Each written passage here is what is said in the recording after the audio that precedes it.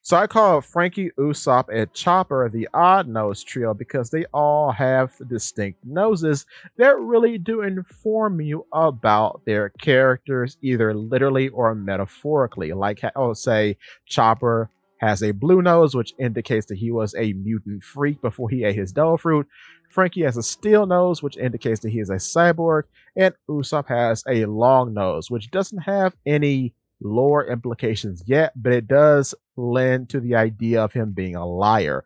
So, what's so funny about these three is that all three of them have had the ability to utilize hammer space in various degrees, and they've all been a part of hammer themed attacks at one point or another.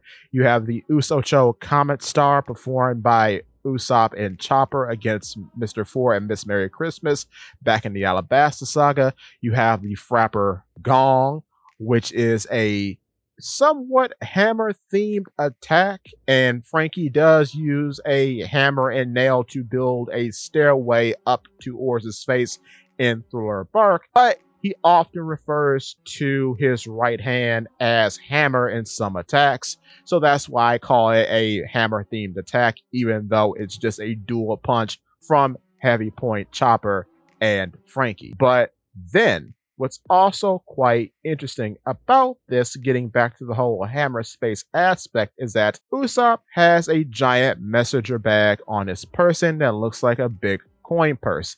In this messenger bag, however, he's always been able to pull out the tools that he needs for his various attacks and tricks.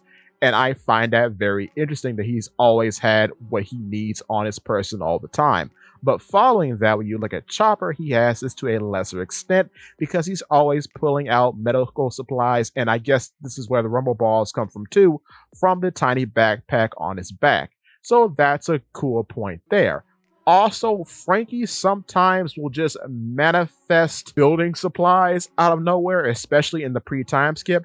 But in the post-time skip, and this is also seen in the pre-time skip now that I think about it, his body basically is a hammer space concept because he often stores a load of artillery in his body, both as BF-36 and BF-37, and he never really seems to run out. Or in the post-time skip, he just seems to have weapons on the ready, and he is not handicapped by his cola fuel intake as he is in the pre-time skip.